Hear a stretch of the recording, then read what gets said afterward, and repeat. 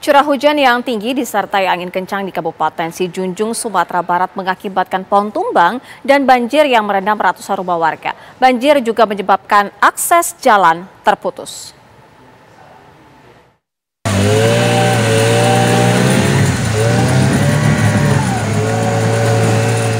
Banjir merendam jalan utama sepanjang 300 meter dengan ketinggian 2 hingga 3 meter di Jorong Kampung Baru, Kanagarian, Sijunjung, Kabupaten Sijunjung, Sumatera Barat.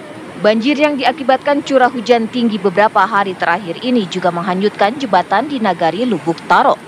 Tidak hanya itu, arus deras luapan air sungai turut merendam ratusan rumah warga.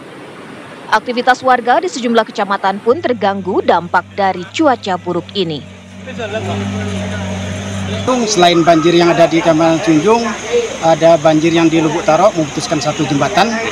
Sudah itu ada longsor di Kecamatan Tanjung Gadang, Kecamatan Lubuk Taro, dan banjir juga di Kecamatan Kemang Baru di Nagari Senalansek. Yang jalan Seloke tadi katanya hanya pohon tumbang yang ada informasi. Yang lain belum ada informasi. Selain mengakibatkan banjir, cuaca buruk di wilayah Kabupaten Sijunjung juga membuat tanah longsor, sejumlah pohon dan tiang listrik roboh. Pemerintah setempat pun langsung melakukan pendataan korban yang terdampak akibat bencana ini. Dari Sijunjung, Sumatera Barat, Beni Roska, TV One mengabarkan.